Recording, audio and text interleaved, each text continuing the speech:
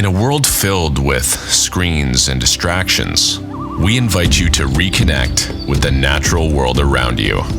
Welcome to Nature Bound, a podcast dedicated to unpacking the intrinsic bond between humans and nature. We'll uncover the benefits of spending time outdoors, including how a nature-centric lifestyle can improve your mental health, elevate your leadership skills, and unleash your creativity. And now here's your host, outdoor enthusiast, and renowned author of The 7 Principles of the Magic Rock, Emanuel Rose.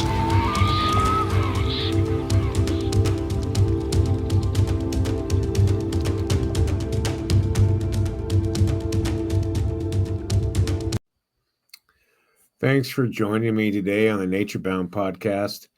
We're going to have a chance to talk with a very experienced and successful artist and photographer named Jeremy Janus, and we'll have a conversation about how we can spend time outside, leverage our time outside to be more fully in touch with ourselves as human beings and get inspiration to create memories of that inspiration. So welcome, Jeremy, to the show. I appreciate your time today. Yeah, absolutely. Thanks for having me. Yeah, you bet. So you've got a interesting background in art and different mediums of art. And anything you want to share about that study that you've partaken in? Yeah, I started, really hiking in nature just to deal with like depression and anxiety, and did that for years without even having a camera, and then got into painting later on. Uh, Really around the time I broke my back and didn't have any options to be outside, and uh, that eventually developed into picking up a camera and doing nature photography. And so it was kind of being able to blend both worlds, and obviously like having a background with like colors and contrast and composition and such really helped me down the road with being able to bring that into nature photography. So, I spent the first part of my time in nature really just conceptualizing the world around me, and then being able to capture it later on has really helped me kind of escalate what I've been able to do artistically. And you live in Colorado right now, is that right? Yeah. I'm in Westminster, which is about 20 minutes outside of Denver, but it's basically central to all the mountains. I can get to Rocky Mountain National Park in about an hour and a half, which is where this photo's from. Nice. I do a lot of snowshoeing, like a lot of snowshoeing, mainly because there's just no people out. And then during the summer, typically this year's been a little bit abnormal with our storms. We haven't had many, but I'm also known for storm chasing out here. So it's kind of like Cool. two different worlds, but I can get out that way in about an hour or two. So it helps a lot. And did you grow up in the Rocky Mountains? No, I actually grew up in Anaheim, California. So, my first part of life was really just football and sports down there. And I didn't even really start hiking until I turned 18. So, I've moved between California and Colorado 7 times in my life. I've had a kind of a crazy life, but this last time I moved back 8 years ago, and that's actually when I started nature photography as well. That's cool. Can you share like one of the pivotal moments in your life that led you on this self-discovery, healing, nature journey? Yeah, honestly, like at 18, I was actually gonna commit suicide, and my dad walked in the basement, and that was when I was living in Colorado the first time. And that kind of got me to realize like I needed to find my passion and purpose again. So I started training to go play college football, and I moved back to California. And the night I moved back down to Southern California, I actually rolled over in my sleep and cracked my back. I was born with like a defect in it, and so I didn't find it for like 6 months. I was still going through spring ball and everything, and then my back just kept getting worse, and they eventually found it. And so that's kind of when I was like, all right, well, my football career is done. So I moved back to Colorado, and that's when I kind of started getting more into hiking and stuff until it got to be unbearable. And then I had my back surgery when I was 21, and then I almost died from that surgery. They got anesthesia in my lungs, so I was in ICU for 3 days, and my lungs were over 50% filled with fluid. So it was really like kind of like a combination of these like really tumultuous years, and then also like when you're on like death's door, it changes everything. And uh, during my football days, I was pretty strong. I squatted about 450 pounds at that time. So when you go from that to never being able to squat over 135 pounds again, it's like it does a number to your psychology. So you have to kind of figure out different ways. And it's funny because, at the time I thought my life was over when my football career ended, but I just realized like my life was really just beginning. Yeah. Wow. That, it's amazing that you could get so injured from just rolling over in your sleep. Yeah, you're telling me. It's still wild, but I say it now, it's one of the best things that ever happened to me. But I think that's what happens as you get older, right? You start to gain more perspective, and you understand just the ways of life a lot better. Well, I think that's interesting. I mean, how do you see the connection between like mind body and influencing the self discovery of a human being? Oh, it's just like mind, body, and soul, right? I mean, the reason even I started going on these intense hikes when I first started out was right. Like, I tell everyone, like when you're like everyday life, right? We have so much stuff going on. So if you took a piece of paper, it's like just scribbling everywhere and doing doodles. And once you get in nature and you like start to get in the synchronicity of it, you could take the same piece of paper and you'd be drawing straight lines, and your thoughts actually become clearer and more evident. And I think that's something that people don't take enough time away, right? I mean, we are always connected to our cell phones and we always have something pinging us or something going on. And when you're in nature, the best part is that if you are truly alone and you're not distracted by different elements, you are actually able to focus on your thoughts and have them come in freely, and you actually can sit there and analyze them. And so it's difficult for me now as a nature photographer, honestly. So I actually struggle with that now, because if I see something beautiful, then I'm like, oh my God, okay, I got to go capture this, right? And so it has changed over the years for me. But that's where I do a lot of road biking too. So I actually road biked like 3,000 miles over the last year, Wow. and that was because I found a different white space for me to be able to go and actually Right. address all those. So Yeah, I think you bring up a really good point in that there's something that's disassociative with wanting to capture it on the electronic device, right? yeah, And so there's that inherent push pull of because I find the same thing. I want to get B-roll for this show or something, and it's like some days I'm just like, no, everything's going to stay in their boxes, and I'm going to be Emmanuel the human doing my activity. Versus yeah, other days, when I'll say, okay, well, we'll take 2 hours and I'll allow myself to be engaged as a capturing device versus just an experiencer. yeah. I completely agree with that, and I think it's like you have to find different things that work for you. Like for me, the reason I do a lot of like we have a lot of 14,000 foot peaks in Colorado. We have 58 of them, so that's a really big thing here. And honestly, like I don't really have a desire to do them all, but if I really want to go think and develop my thoughts, I'll go do something higher in elevation gain, because honestly, all of them pretty much look the same. Like you can get some cool shots, but they're pretty similar. So like to Yeah. me, it becomes less about the photography and more about the experience. But then there's other times where if you want to go shoot like a lush forest or waterfalls or something like that, you can still go do these longer hikes. So you still kind of it's almost like moving in and out of consciousness of what you're trying to focus on, right?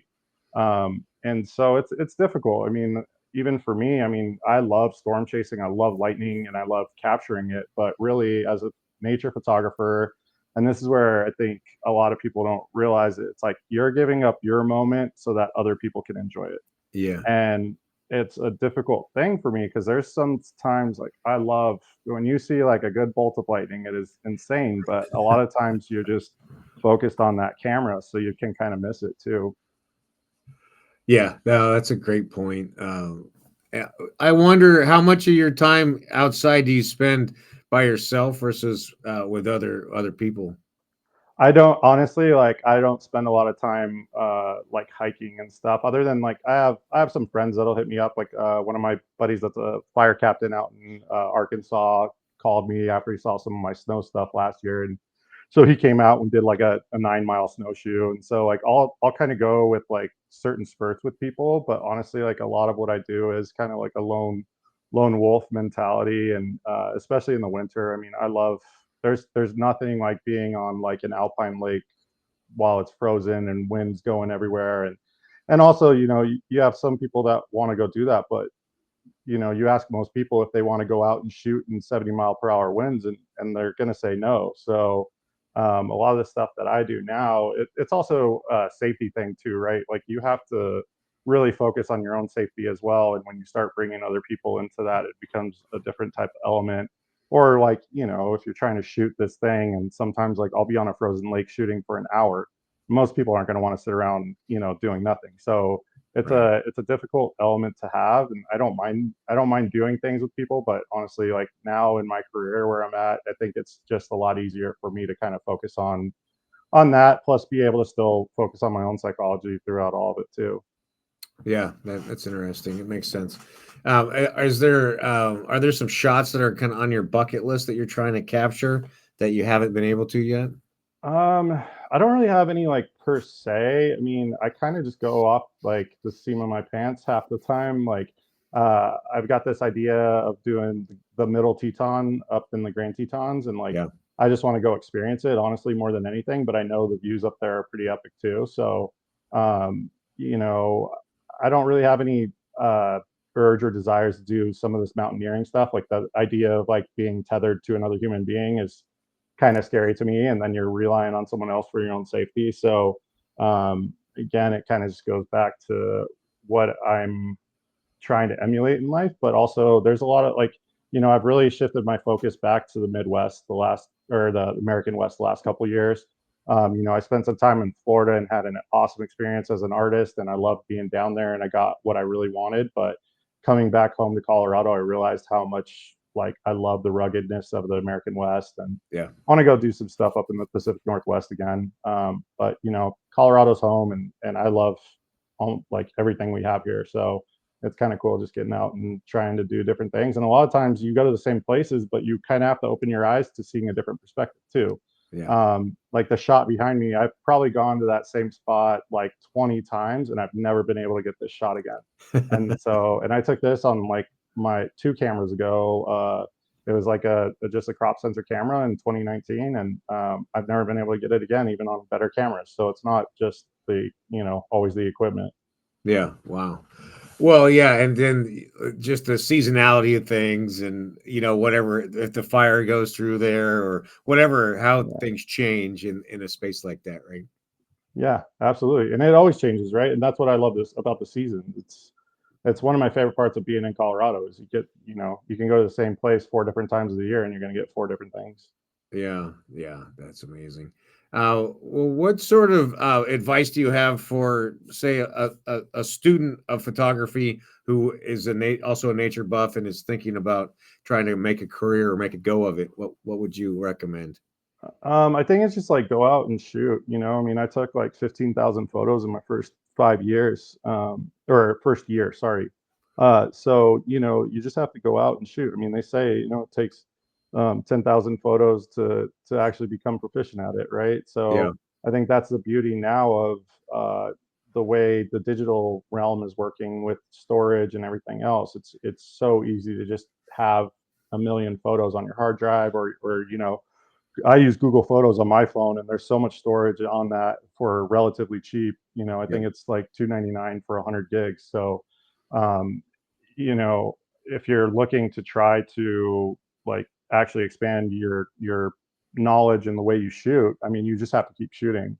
As far as the art side goes, it's really, really hard to sell photography now. I mean, especially with the advent of AI coming online, and people can really kind of go after what they want now. So it's becoming a little bit more difficult on the print side of things. Like if you do want to actually look at trying to sell print wise, you have to be on like an actual camera, because the thing that was funny at festivals was I'd have people come up to me and be like, "You want to see the best shot of your life?" And they'd show you their cell phone. And they're like, "So what you do? You blow it up to the size of this, right?" I'm like, "No, like you're gonna get like a 4x6 photo out of that, and that's about right. it." Yeah. And so I think it's just like grounding yourself in like what it takes to actually take a digital photo and then edit it, because that's its own process in and of itself. And then when you go to print it, like you have to understand the printing process. And you can, if you get with a good local printer, they'll kind of walk you through a lot of that and say, hey, like your photo's not going to print here, here, and here, or your colors are going to go this way or that way, or depending on the equipment they have, right? You can have either warmer or cooler tones. So you have to understand like your printer, and that's what they're there though for, is to help you through that process. So I think a lot of that stuff, it's just like this evolution of time, but not living just in the digital world. I think nothing to me really becomes real until it actually becomes into a print, right? Yeah.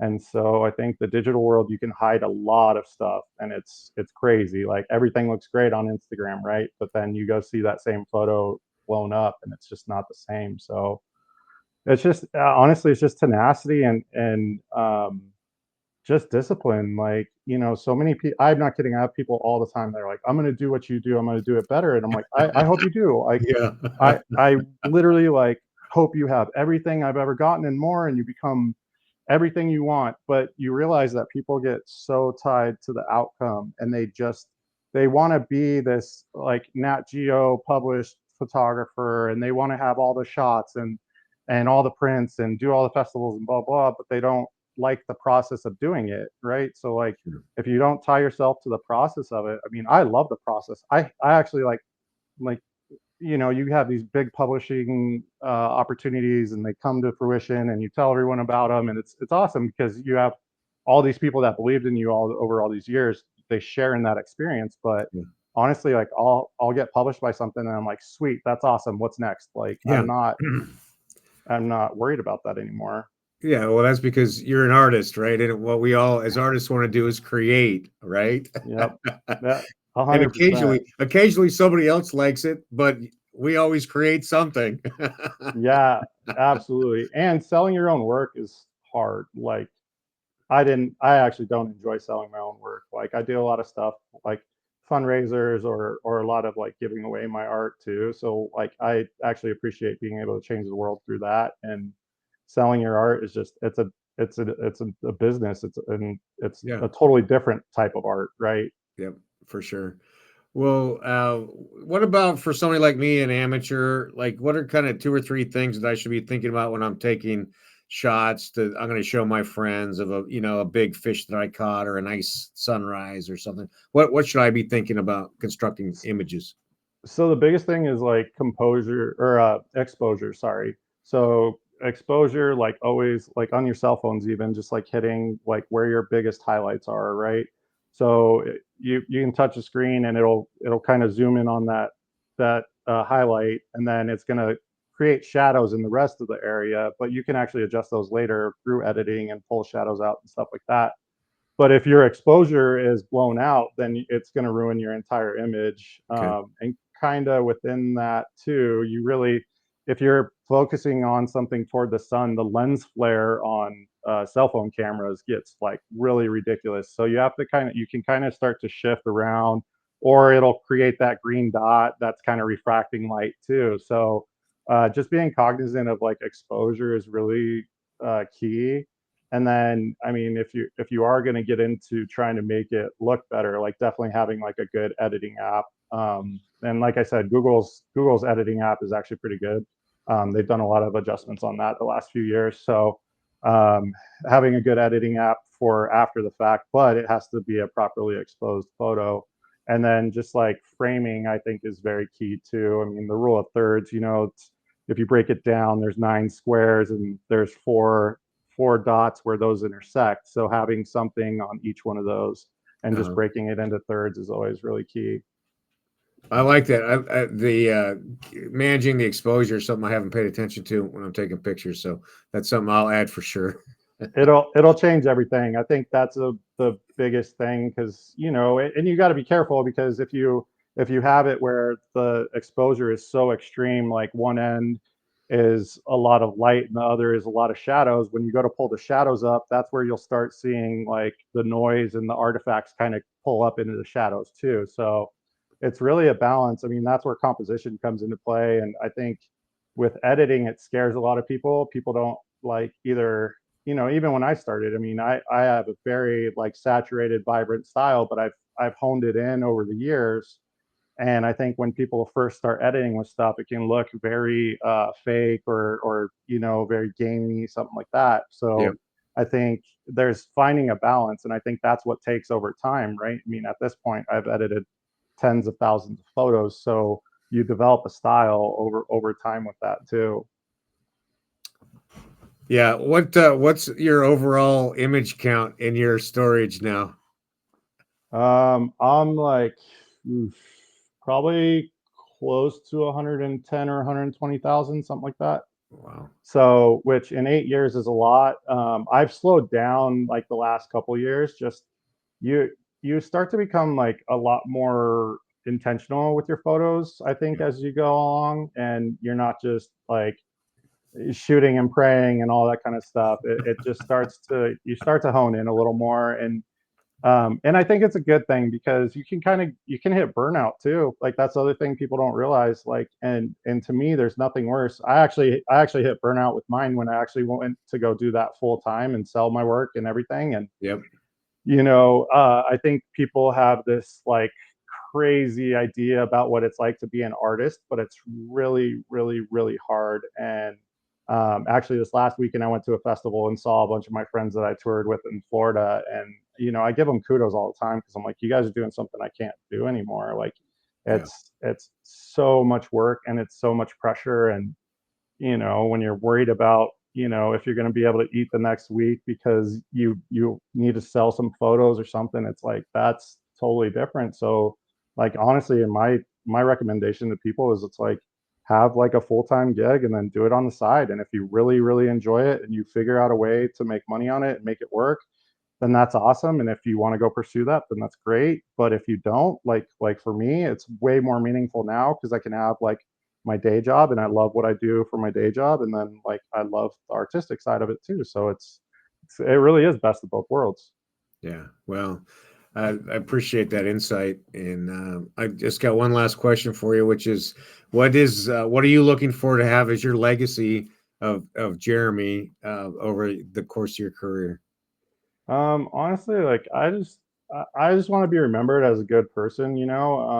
I've done a lot of stuff with my art and giving back, and just even with like children's hospitals and fundraisers for Colorado wildfires over the years and stuff like that. So I want people to remember me for that. But honestly, even now, it's like if I can change one life through the course of like my words or my actions or my photos, that's really what I focus on. And so that's why I am so open about like my mental health struggles and how that's tied into my nature photography and everything. So yeah, it's just, I don't know. I think it morphs as you go through time too, right? So, maybe it does become more about the mental health aspect down the road. I think there's always going to be a artistic and photography component just because it opens up so many doors. But Yep. at the same time, it's also about, who you are as a person and what you put into your images too. Yeah, for sure. Well, that's great. How do people get in touch with you if they want to get a piece of art or have a conversation with you? So you can either reach out. I have a contact on my photography page, which is just jeremyjanusphotography.com. I also have that on Facebook and Instagram as well, is just at Jeremy Janus Photography. So you can reach out on any of those, and I've got all my work on there. And then my website, I just have more stuff. If people are looking to learn, I have some photography resources on there. I have a Skillshare class people can take. So you can transfer that to cell phones, even if you're looking at doing that kind of stuff too. That's cool. Yeah, your website is has got a lot of resources, and I'm a big fan of your Instagram posts. So keep putting resources up there too. Thank you. I appreciate that a lot. Yeah. Well, Jeremy, I really appreciate your time, and I think it's great the work that you're doing and the motivation to make yourself whole and healthy, and to help other people make themselves whole and healthy. So thank you. Yeah, absolutely. Thanks for having me, Emanuel. All right. You have a great day. Thanks. You too. Cheers. Bye. Thanks for listening to this episode of Nature Bound. Be sure to subscribe wherever you heard this podcast so you never miss a future episode. If you found value in today's episode, please share it with someone who needs to hear it. Be sure to purchase your copy of The 7 Principles of the Magic Rock at Emanuelrose.com or on Amazon. We thank you again for joining us today, and remember to get nature bound.